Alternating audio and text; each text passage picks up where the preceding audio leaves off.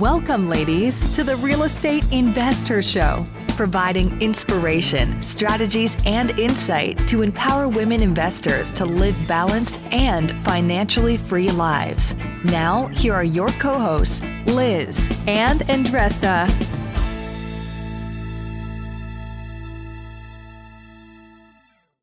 So in today's episode, ladies, we have Brittney Krznaric. She's right outside of Pittsburgh, Pennsylvania, growing her real estate portfolio while working full-time. Husband works full-time. She's got kiddos, two and four, like really young, just like a lot of our kids. And she just added so much value as she's growing her portfolio. She knew nothing and started with nothing and has grown to almost 7 units now and is just building wealth one house at a time. I think what stood out for me the most was getting really creative with finding deals. It is still a very hot market, pandemic or not, finding deals, we're always looking for deals, right? A lot of us. And, we got to get creative. And she gives a great tip that most of us would not think of on how to find off-market deals. What can it be? Got to listen to the episode. One thing that she also mentioned is that she's a nurse. And we were talking about what are the transferable skills that she has as a nurse that she can implement in real estate. And as she was describing everything that a nurse does, I imagine houses because it's exactly what we need in order to build our portfolio. So enjoy this episode. It's a great one for you. Welcome back, ladies. This is Liz. And this is Andressa. Welcome back to the Real Estate Investor Show. We are back on another amazing episode we have to give you. Right, Andressa? Oh, yeah, always. We always really are very mindful. We prepare a lot with our amazing guests, which we have another one today. We have Brittney Krznaric on our show. We are so excited about having you on. So welcome. Thank you so much for having me. I'm very excited to be here. Yeah, we've been connecting with Brittney for quite some time, so we're really excited to make this happen today. Because as we've since connecting with her first, her portfolio has grown, which is awesome, and we'll get into that in a moment. But we always like to connect with all of you, all the amazing women listening, whether you're just starting out on your journey of real estate investing, or you are scaling your portfolio, or you have like a really strong portfolio and you're not really looking to add anything, but you're looking to maybe just make it more efficient, and those sort of things. We really are serving all those types of women in our growing community and more importantly, our movement. So with that, Andressa, let's get connected to these amazing women listening, and thank you for listening and being part of our journey with us. What is up for you? We always like to share some sort of quick tip, something useful that you can use in your own life, whether it's personal or professional. So what's happening for you? So we all read books and podcasts about real estate strategies and ways to succeed in real estate. And one thing that I have found in my experience, always based on my experience, right, is really the power of having a tribe. And I'm not just talking about the Real Estate Investor Facebook group. I'm talking about a small group of people that is your tribe. It is your sounding board. And one way that Liz and I have been working towards that is a mastermind group that we're part of. It's been about 5 years, I guess, Liz, that we created that. Yep. Well before our investor venture. Exactly, right? So it was prior of it because Liz and I had our monthly calls and we're like, this is very helpful to really share with each other and bounce ideas. And I don't feel that I need to figure it out this on my own. And we were looking for a mastermind group and we were not up to pay $50,000 to join one. So we created one and we have been with the ladies in different states. So we talk every single month and I can really I cannot pinpoint how profound it is, the impact of that group in both my business and personal life. Because sometimes it's not about the real estate, right? What is in my head that I want to share with people is something very personal that it is affecting my business. So if you're not part of a mastermind group, create one, join one, because it's just about the accountability and the support with each other. And really reframing the mindset that I am okay sharing really sharing. It's all private, and we don't share with other what happened there. It's like Vegas, right? What happened inside the mastermind stays there. But it's really training the muscle about sharing, asking for help, and it's a blind spot. Other people will see what you're not seeing right now, and you can get to the answer quicker. So if you're not part of one, join one. Love it. Love it. Great recommendation. And great example of that is Andressa and I had coached, you remember coaching this woman a couple of weeks ago. She won something. She won a prize on our contest, I should say, on our virtual summit we had a couple months ago. Yeah. And it was me and you and Ashley with her. And what was really cool is when you see the masterminding happen. So what you really should see is that someone says something and then the other person jumps in because that person said that, which made them think of that. And then the third person jumps in because it made them think of that. And that's really where this really amazing, mastermind comes from, that concept, you're joining minds together to come up with an amazing solution. So that's what you really want to create or get around. So great recommendation. And I love when whomever is on the hot seat has the aha moment, something clicked. And then you have that, that look, and it's like, oh, I never thought of that. And then that's when we know that it was a blind spot or something. And it's really accountability, because during the next call, we're going to talk about what happened and what didn't happen. So I really highly recommend you join one. Yeah. Awesome stuff. Well, Brittney, without further ado, let's jump into your really inspiring story and just your journey. So we always like to ask the women who join us here and are, here to share their story and share their, where they are and where they're going.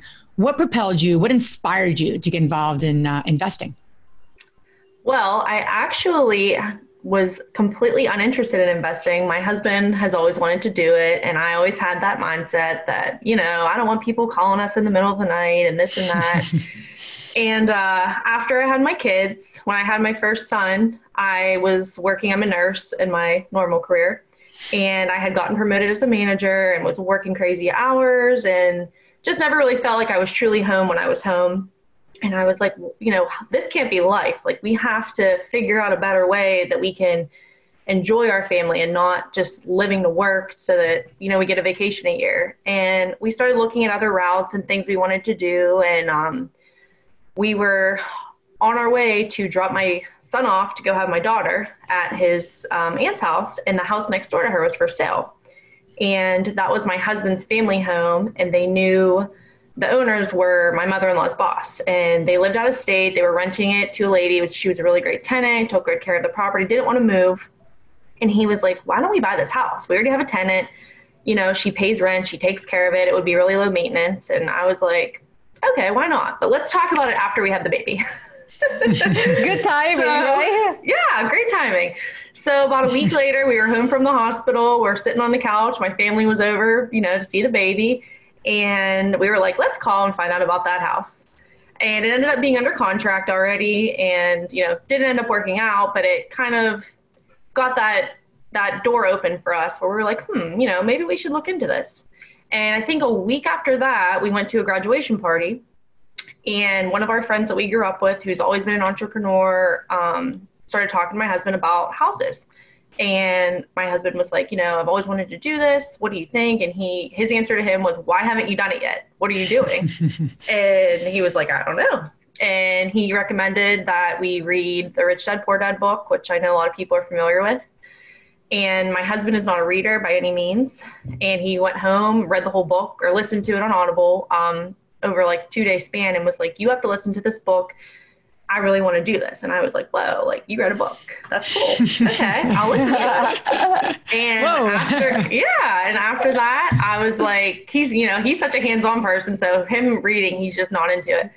And after he really showed me that interest, I was like, okay, I'm going to check this out. And one thing led to another, and I started calling banks, and just it was before I had found Bigger Pockets, before I found you guys, before I really knew anything. I was just like, I'm going to start researching. And just kind of spiraled from there, and we started looking for houses. And here we are. You know, on your bio, you wrote something that kind of like trigger a lot of memories to me, and I'm gonna read what you wrote. I show our first property while my husband was working 7 days a week, 12 hours days, and I had a 3-year-old and a 7-month-old baby in the middle of winter. So Yes. when I read that, I could I imagine in my head exactly what you're talking about, and really like your mindset. I really like proud of you to really working things out, because I do believe that in many cases, women say, "Listen, I have 2 babies now. Let's leave it later. Let's do it later. Oh, it's winter time. Come on, let's start doing summer." Or let's wait until all the stars line up. Mm-hmm. So and they're never going to line up. Exactly, right? So they're never going to line up. When I mentioned to you, oh, good timing, right? You just had a baby. I remember me giving birth and also like texting the contractor, hey, what's going on? You sent me a picture. You're taking the back wall down? What the hell you're talking about? Right? So all those stories that I hear from women really overcoming it. And I think that's so inspiring for other women, right? Because you have 2 kids with you in a freaking winter, right? And yes. You went through it. So talk to me about that and your mindset about like, it's just no excuse, pretty much. Yeah, I really had no clue what I was doing. But that's a good thing, isn't it, sometimes? Yeah, I think with women, I think we're just so used to just doing it. Like, we don't have another option. This is what needs done. So I'm going to figure out a way to work around it. And, you know, I did have my parents and our families would help me with the kids the first couple of times I went over there. And I just tried to kind of work around their schedules because my daughter, you know, wanted me every second. She was still a baby and I was nursing her, and, you know, that was rough, but you just have to get it done. You have to figure it out. And I did, and we did, and we worked together, and we're a team, and just got to do what you got to do. Yeah. And you did. And then, so tell us about your first project. What was that like? It was a single family home rental? Yes. So our first house that we bought, the way we purchased it was through a home equity line of credit. Before we had gotten started, like I said, we were trying to figure out ways to, you know, not be working constantly. And one of the things we were going to try to do is pay off our house so that, you know, that took a bulk of our income out of the way. So we had paid off a lot and had a nice chunk of equity in it. And in our area, you can buy houses pretty cheap.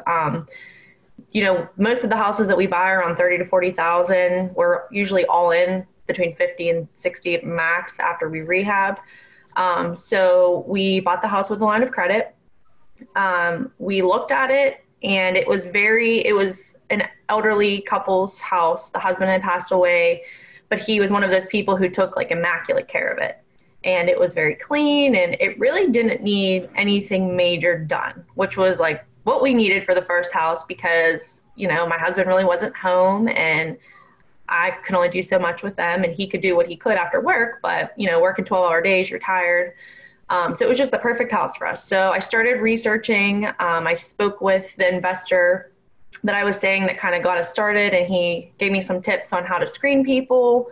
And I think that's when I started finding like Bigger Pockets and you guys, and just, you know, the more communities, and I would just start networking with people and, you know, asking, hey, how do you do this? What do you think about this? And I'm the type of person that when I get involved in something, I want to be fully encompassed in it. I want to know every little detail from the ins and outs. And, you know, everyone was like, screening tenants is so important. So I really tried to make that my goal, was like, I want to be the best screener. I want to find the best person. And so I started. The first phone call I got for this property, I think I listed it the night before. I got a call at like 7:00 in the morning, and I didn't even say hello. And this girl started telling me her whole life story. Her landlord was kicking her out. And I think she talked for probably 20 minutes before I even got a word in. My daughter was screaming in the background. And I was like, okay. I was so caught off guard. I wasn't even prepared for a call that early. And I just said, okay, let me get your information and we'll set up a time to meet. And I hung up with her and I called my husband and I was like, I don't think I can do this. And, you know, once I kind of got my composure together and was like, okay, I'm going to start getting phone calls. I really need to be prepared to be ready to go. And I just started making a list and I wrote down all the questions I wanted to ask. And I missed a lot of things. I forgot to ask a lot of things. And after I got off the phone, I was like, oh man, I should have asked this. This is what you're supposed to know. And I just said, okay, well, next time I'm going to do better. And I scheduled times to show the property. And I think I had 10 appointments and maybe 3 people showed up. And I was like, okay, well, I found, you know, I ended up finding a really nice tenant. She met all the criteria. She only lived there, I think, for 3 months, but it was kind of an awkward situation. She never even really moved in. She was like mid-divorce or newly separated, something like that, and kind of never moved in. And but she was clean. So I was like, she's clean and she pays her rent.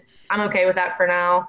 We sort of called this house our learning house. And we were like, okay, you know, if we can find someone good in here that's not going to destroy the place, everything else we'll figure out. If we miss rent, we can afford this house without having rent. And that was kind of my goal. Like I wanted to be able to cover all the costs of that house without having a tenant here because I just didn't know, I didn't know what I was doing. And we got her in there. She lived there, I think it was 4 months. And then she ended up calling me one day and telling me she lost her really great bank job. And I was like, okay, well, if you could be out by the end of the month, then we'll just call it even and I'll move on and find somebody else. And that's what we did. And we were in the process of purchasing and rehabbing our second house during that exact time. So we just figured it out and moved on. You mentioned like figuring things out, right? I think that a lot of women that are analyzing and getting ready to invest in real estate are just paralyzed because they don't want to make mistakes and they want to know everything about screening so they don't make a mistake, so they don't whatever. I don't see gaining any experience by just making everything right? Because then you're just on your comfort zone and not exploring new areas. But your approach, your mindset about, okay, we figured it out. Okay, now she lost her job. Now we figure it out. Everything is a learning curve. Everything. Our friend Patricia Red Hawk, she says, doesn't matter how many years of experience you have, you're always a rookie at some point in certain circumstances if you are growing. So that mindset of like, okay, we figured it out. The point that I want to make here is you're a nurse, right? By trade, you are a nurse. Yes. What were the skill sets that you transfer? Because right now we're in the middle of pandemic still. I don't know when this one is being released, but we are still in the middle of pandemic. And a lot of nurses are doing a phenomenal job out there. And my respect to all of you. And they are also looking to either invest in real estate, being more on the passive side, or transition to real estate. But there's always a but. But they can make it in their own head the justify, okay, I am a nurse, I know nothing about real estate. I am a nurse. I have no clue how to rehab a house, how to rent a house, or you can name it. However, what I believe there is a missing gap is that there's a lot of great transferable skills that they can totally do it. So I want to get this opportunity for you as a nurse to share what do you think are great transferable skills? Oh boy. Well, so my career in nursing has always been in the emergency department. I've been working there for 9 years. Oh, now I know.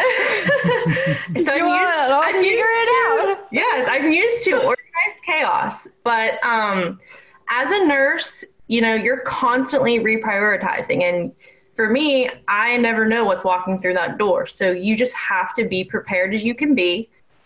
know that I mean, I did educate myself to an extent. I wouldn't dive into something completely without having educated myself at all, but there's only so much you can do to prepare.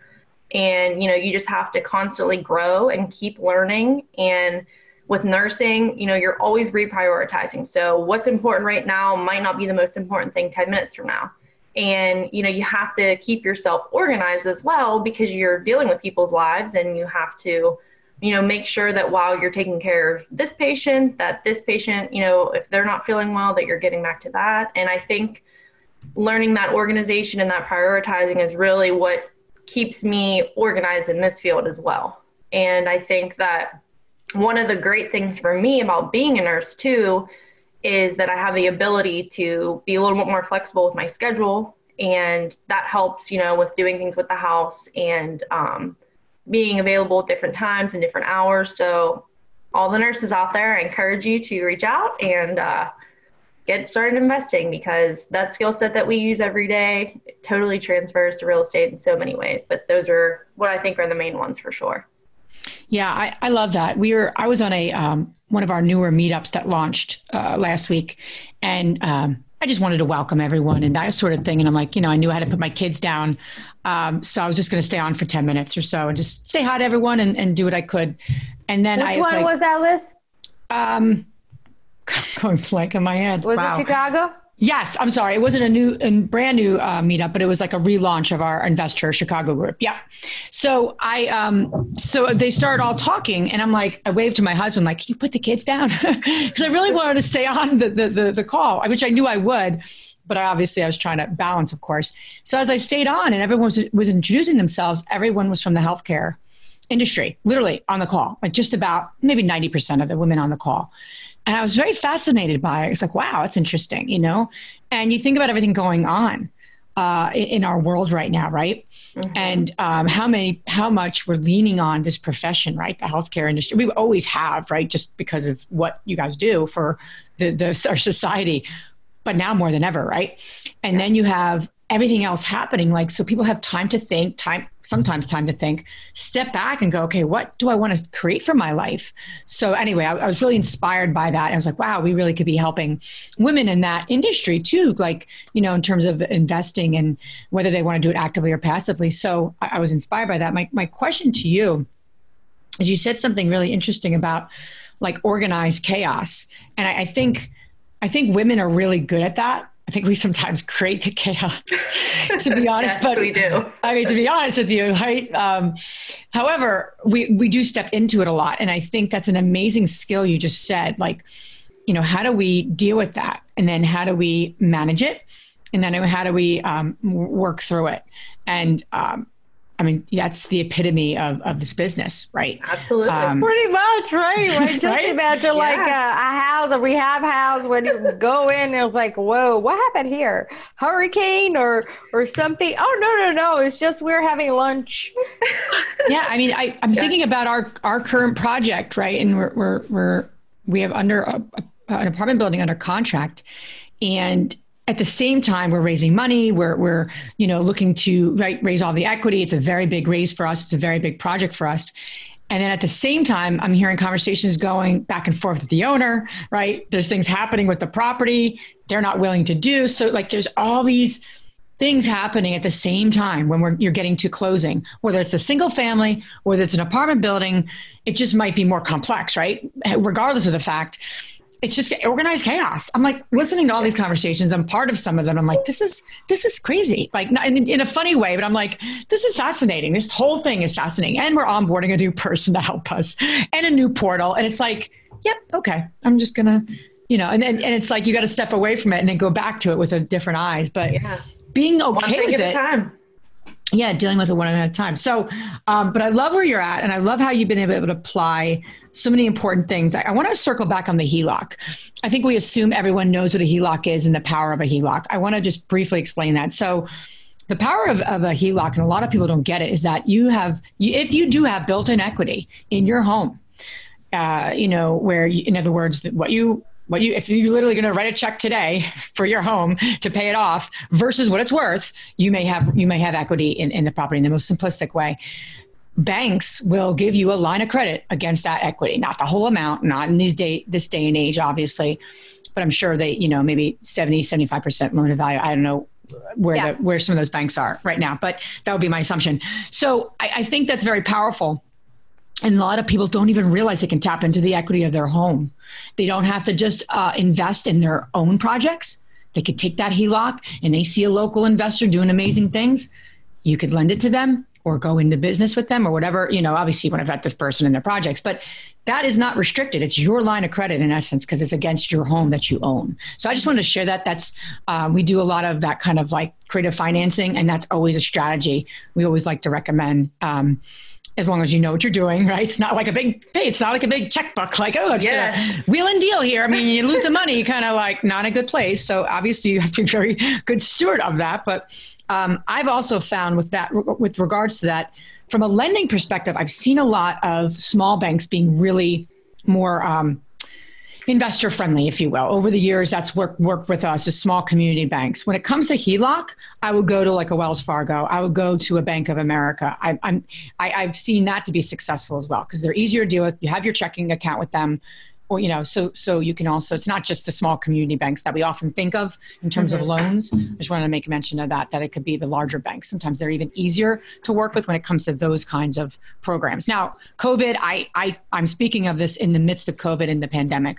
I'm looking to actually get a HELOC on our own home because we bought a foreclosure and all those good things. And I'm like, what are we doing? We're sitting on all this equity, and we're real estate investors, and we tell people to get a HELOC. And my husband and I, like the other night, we're like, what are we doing? Because we were talking about renovating our basement. And I'm like, I don't want to take that's just, he's like, we've never, and I'm like, oh my God, how did we not forget this? So we all could get better at that. But I just wanted to mention that to the ladies, that if you have equity or you have a close family member who has equity in your home, look into that. Could be a great stepping stone for you in terms of financing your real estate deals. Absolutely. In terms of your next steps, so you're doing this deal, you got 2 little ones. Tell us about your next project. What did you learn? And what was the greatest thing you learned on your first one before we go there? Oh boy. The greatest thing I learned on the first one was just that you have to get through it. You just have to do it and expect to not be perfect and expect to make mistakes and take that. Like I had this little notepad, and every time I research, I'd write a note down and I'd write a note down. And after I met with every person, I would write a note about them. And I'm like, okay, next time I want to do this. And next time I want to ask these questions. And next time I'm going to do this. And, you just have to learn and grow. And then the next time we showed a house, I was like, I feel so much more confident. I still don't feel like I know what I'm doing fully, but I feel a little bit better. And you just have to give yourself a little bit of grace, I think. And you have to do the best you can in researching and expect something to go wrong and be okay with that. And just hope, that you did enough research that it's not going to be a huge thing. And that's what I learned for myself on that first one. And, the next time I had my little notebook, I had way more notes. I felt more prepared, and we moved on, and we actually found our second property on Facebook Marketplace, which is where I found, I think, half of our properties at this point now. We've bought 2 for sale by owners. The second property that we purchased was on there, and it was actually it was 2 streets over from where my husband grew up, and it was his friend's house when he was growing up. So he was like, I know this house. I know what it looks like before I even need to go in here. And the owner was another investor. He had 2 properties. One was there. One was in a not so nice area that wasn't an area we were interested in investing in.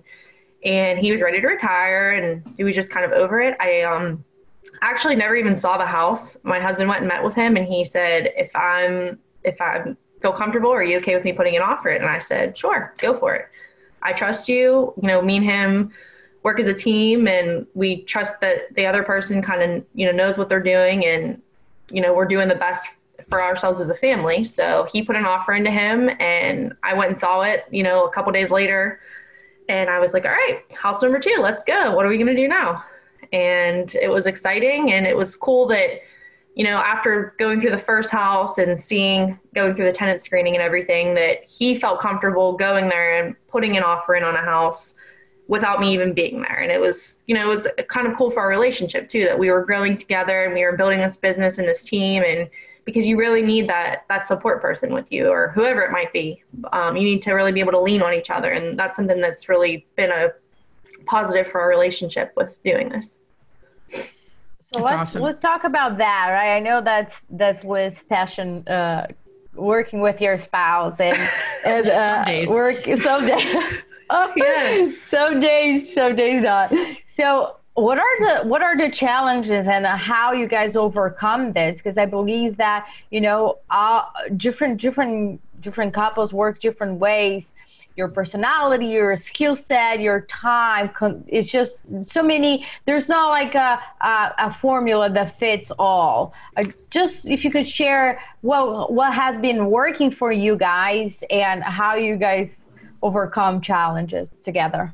Sure. Well, my husband is a carpenter by trade, so nice. He is very handy. Yes, so that definitely helps.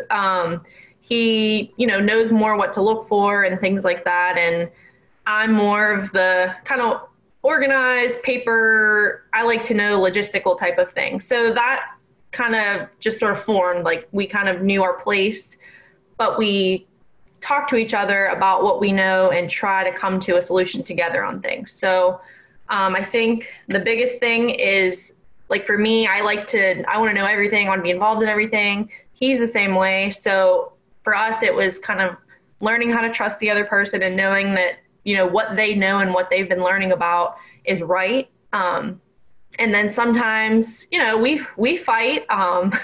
We are a normal couple, and some days, we got to make sure the windows are closed because we might not be having the most pleasant conversations at the houses. Oh my God. But, just being honest, it's gotten better as we've grown, and it's actually helped the way we communicate together, because we almost talk like, as a business, like you're my business partner. And sometimes we have to separate that, like maybe you're annoying me because you didn't take out the garbage today, but we have a business and we're on this page right now. And it's really, as much as it's been difficult, every house we get, we grow more together as a team. And, you have to be on the same page together and trust each other. And, if one of us is feeling burned out, the other one has to kind of step in and take over and help that other person out. And, we're getting better at doing that all the time. And so it's cool. Yeah. And I love how you're saying too, that it actually is helping bring you together. I think that's really neat. You don't always hear people say that. If you allow it to, and you work on it, it can actually not separate you. It actually can bring you more together. Mm-hmm. I think that's really cool. And it's neat because it sounds like you have a really complementary skill set, yet you have the ability to come together. And I always say, you have to be aligned, in certain areas, values and where you're headed, but different in other ways, right? You can't be the same in everything. Mm-hmm. So you have sounds like you have a nice chemistry around that, which is great. We're trying. You're doing more than trying, Yeah. And I also, I was on a podcast this weekend actually about couples in real estate. And I said, you can't be an average couple if you're going to work together. In other words, you can't just go along the world and just, do what most people do. You actually have to work harder at being exceptional communicators, because average is not going to take you through a marriage and a business partnership and kid. It's just not, or you're going to leave each other in 10 years after the kids are out. It's just, that's what happens, I think it's having that common goal. Now, we were always trying to figure out how are we going to be different? How are we going to not just work, go to our normal jobs every day, retire when we're 65? How are we going to make our life better for our children and for their future? And it's just having that common goal. It excites us to know that we're working together to make this. And maybe one day we'll be able to live the life of whatever, but even if we can't, we know that our kids will, and we know we're leaving it for them. And that's what drives us and motivates us to keep going, even when, we are tired and it's hard and the kids aren't sleeping and he's working overtime and I'm busy at work or whatever it is. We have that common goal, and that's what keeps us going together. It's awesome. I'm curious about Facebook Marketplace. You said you found a couple of your properties that way. Mm-hmm. These are for sale by owners, so to off market, so to speak. Tell us a little bit about that. I'm familiar with it. I'm not what's Facebook Marketplace? I know what it is. I'm not that bad, but curious what that strategy is and what you do and what you could be, what should you be careful of. I remember Craigslist back in the day. I'm totally dating myself, but when we were looking for property, I know people don't really use Craigslist anymore. Does anyone use Craigslist? I don't think so. Right?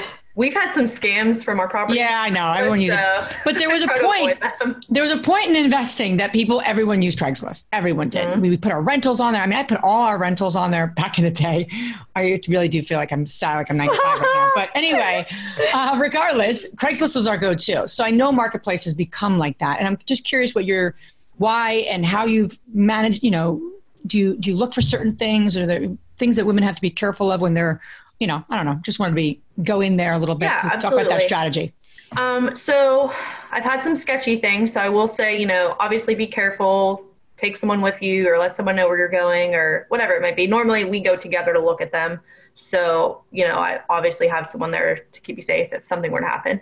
But the reason I look for Facebook Marketplace is because I find, being that we're able to purchase, I say cash, but I mean using our HELOC or home equity line of credit, because, you know, we can just write a check for the price. And because we're able to get houses in this area in that range where we're able to just buy them cash, I find that the for sale by owners are usually they're usually looking to get rid of the properties quickly, and they're usually more willing to negotiate.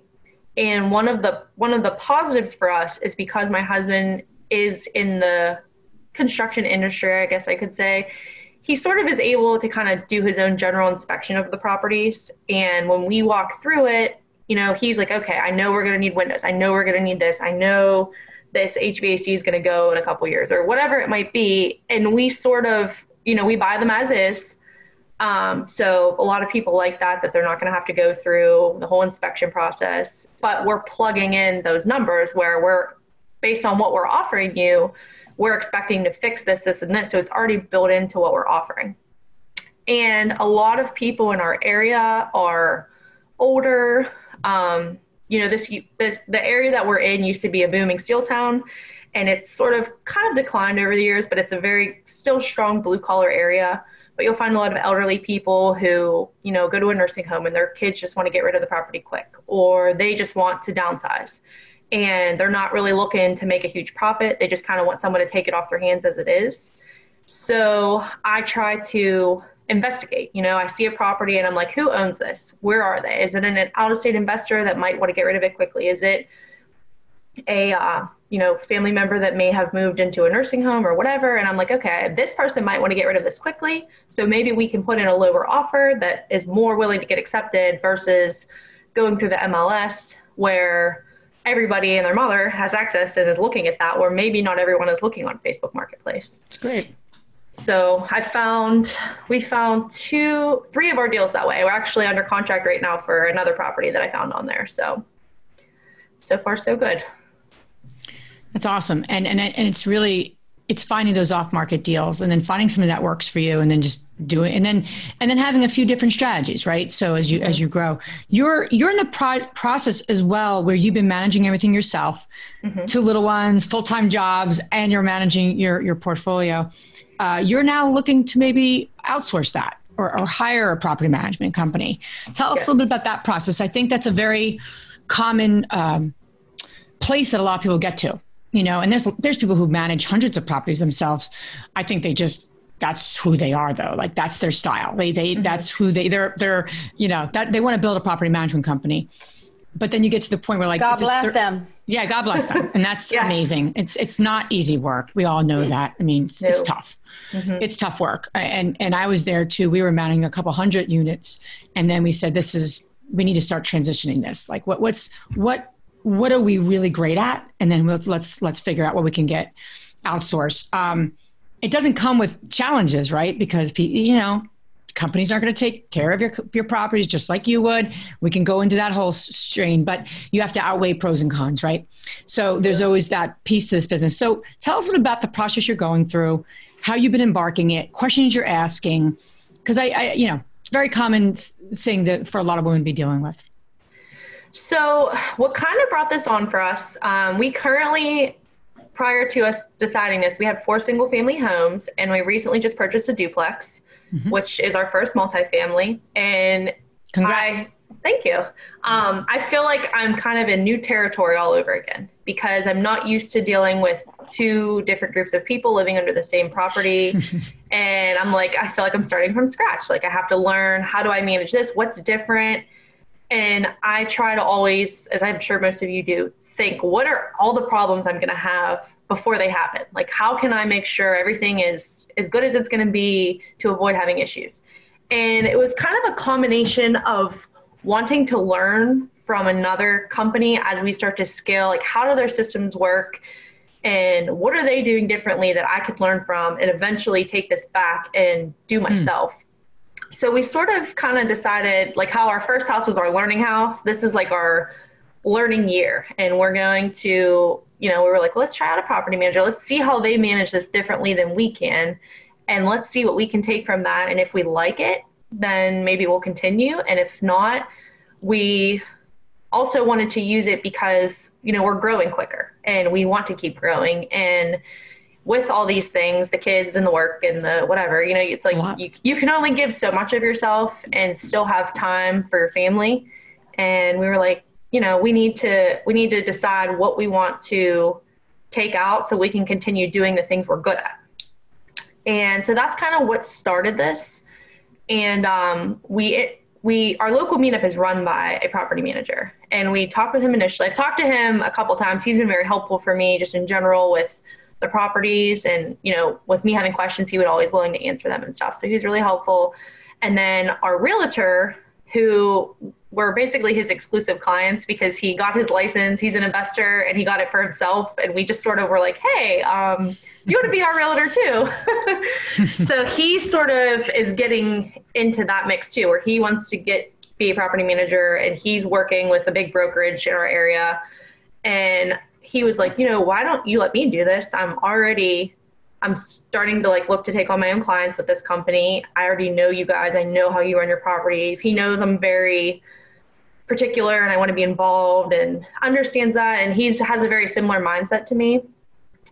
So we actually met with him and his broker, who he's working with yesterday. They came and walked through the house, and they sort of changed my mindset from, we kind of look at these houses now like they're our babies because we are still so new. And, we do look at it as a business, but they're still our babies because we put our heart and soul into them, and our kids go there and they know everything about them. And I'm like, we need to start getting into that transition where we're looking at this strictly as a business. And, are we charging the max rent that we could get? And are we doing this? And are we utilizing this? Because now I'm like, well, I'm not really sure. Am I charging too much? Am I, I have an idea, I investigate, but I don't want to be the person that's, the landlord that's trying to get all the money and whatever. And, it's nice to have a business perspective to hear what they say and hear how they would do things. And so we met with them, and, I talked obviously about their pricing, what they charge, and the general consensus in this area is first month's rent for placing a tenant and then 10% a month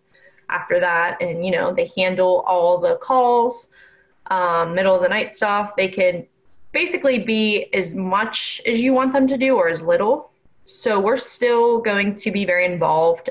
We still want to be notified if there's an issue, but we're slowly trying to transition out as to what we want to do versus what we want to be handled for us. So we're not actually giving them all of our properties right now. We're only doing this one and probably our future ones. And we're still keeping the ones that we have because we have great tenants in there. And, we just aren't sure if we want to fully commit to that yet.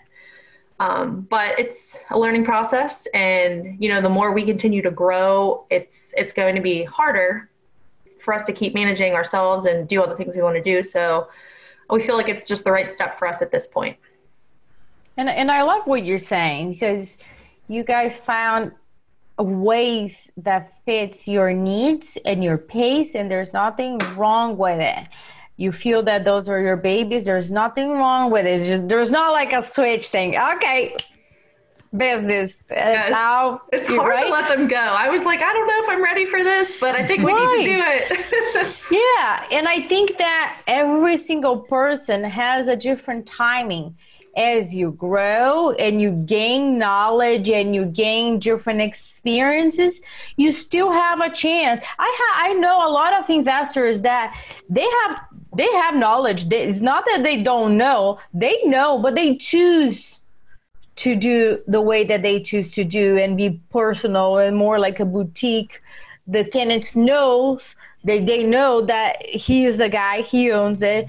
certain people don't even want them to know who you are, or you are just a PO box or an LLC. So those are just different strategies. And for the women that are listening, this is also a possibility. So don't think that you got to go in right away, with a property management company and the numbers then don't make sense. So you can start and then transition if you choose to, when is right for you, for your family. Liz and I really stand about you guys that are listening to live a financially free and balanced life. So balance means you're going to kind of like check, right? It's like going back to the nursing, right? You go check the temperature. Yes. Check the temperature. How are we here, right? Do we need to pivot? Do I need to just like bring you back to life, or we're good? And I think that is such a great point that we don't talk too much about it. We just see, okay, you buy one and then you hire a property management company. And if you don't do it this way, it's because you don't have the knowledge or whatever. So and I think go ahead. Oh, sorry. I was just going to say, I think it's really helpful that we did manage first, because we did learn what we want, what we don't want in a tenant. And it helped me to ask the questions that I want to know, and to make sure that they're going to treat my property like, not the way that I would, but, with that same sense of I know what I'm looking for in a property manager. And I think that was helpful for us. I don't know, me personally, if I could have just bought a house and handed it off to them. I just feel like I need to fully understand this whole process before I'm willing to let someone else do it, so I can make sure they're doing it the way that it should be done. And exactly. I think that was very helpful for us to do first. And, you have to make the transition, like you said, when it's ready for you. There's no one person says, oh, you should always have this, or one person says you should always do it this way. And you have to do it when it's right for you, when it works for your family, and no matter what anyone else tells you. Absolutely. Absolutely. And it could be scary, right? Because it's like, we control the process, but then on the other hand, once you know your bigger why and what your skill set is and where you're headed, you can start to say, okay, this is something I need to let go of, and this is how I'm going to manage that. And you have to manage the manager. You have to have the walkthroughs. You have to have the constant communication, get the right process and the right people. You don't have those things. I don't care what property management company it is. The other tip too I'd share is you always want to know what their portfolio is. So if you're like asking them to take on a 50 unit and they currently have all single family homes, yes, they're a property management company, but it's nice to see the experience align with the asset class and at least the general size, because it's a different ballgame. It's 50 different single family homes versus 50 units together, right? It's a different situation, I think. So, just something to keep in mind, but that's great. It sounds like you're on a really neat trajectory, and I'm excited to see where your path goes here. Brittney, where can the women listening learn more about you, learn more about all that? And I know you have a great Instagram account, what you're up to, you share. So where can they learn more about you? So I am mostly active on Instagram. Our Instagram handle is raisingfamilies_and_rentals. And what we do. And I try to be very honest. Sometimes I do have little breaks on there because life gets crazy, and but I really try to be honest in what we're going through. I talk about our numbers, how we run numbers. I list a lot of our financial information, so that, because when I first learned about running numbers, I was like, what? Like, what are people doing? How are you? They just say run the numbers. Like, and I'm like, what does that mean? Like, what am I doing? And so I just try to be honest, and I try to learn from other people too. And I've connected with so many amazing people. That's how I found you guys. And there's just so many great people out there who, it's hard to find friends in this game. And we have really great supportive family and friends, but they don't necessarily understand what we're doing because they're not doing it. And it's just really great to have other people to bounce ideas off of and be like, hey, how do you do this? How are you doing this? And everyone's just so open and willing to share. So that's where you can find me. And I love meeting new people. I love offering advice and, asking questions. So please feel free to reach out to me and let me get to know you a little bit. Awesome. And all this information you guys can find on our show notes. Now we're going to transition to our fabulous 3 questions. And the first one is, what's the most transformational book you have ever read? Well, I know this is probably generic. I've been thinking about it, but I have to say Rich Dad Poor Dad, because if it wasn't for that, and, you know, like I said, my husband reading it, I don't know if we'd be here right now. And it just really kind of brought us together and got us involved. Great. So, what's the most powerful routine that you did to create a financially free and balanced life? I've been thinking about this question so much because I don't know if I'm even there yet to give my most powerful advice. So the answer that I would say is to never let yourself stop learning. This is something someone actually told me in nursing when I first started, was that if you think you've learned everything in nursing, then it's time for you to find a new career, because you're never going to know everything. And I think that holds true to real estate. I'm never going to know everything, no matter how many properties, no matter what experiences I have. And every day I try to read something, I try to connect with someone, I try to listen to something, and, you know, every person I meet, I take something away from. And I think that's been how we've grown so far, is just by doing that, and always trying to learn something new and how to better ourselves. I love that. Which woman, famous or not, has inspired you the most? The woman who's inspired me the most is definitely my grandma. She passed away before we started doing this, but she was a very family-oriented woman, also a nurse. So also my inspiration to become a nurse. She had breast cancer when she was very young, when her children were young, and she worked through it and just was always very strong and never let anything get her down. And I always admired that. She always kept our family very close, and that's our why. You know, we want more family time. We want our children to never have to worry, and we want to be with them and never have to miss anything. And she's just always been the person that's made me want to be that way. It's beautiful.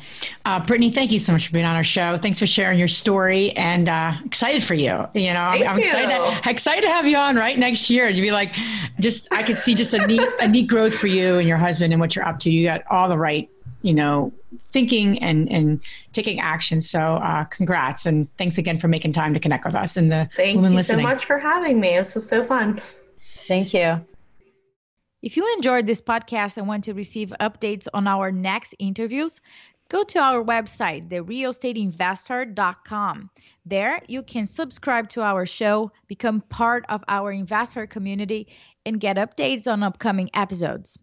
If you like our show, please share it with other women who would benefit. And don't forget to leave us a rating on iTunes. We'd really appreciate it. And as always, we encourage you to take one action as a result of today's show and put it into motion so you can live both a financially free and balanced life. Thanks for spending time with us. Ciao.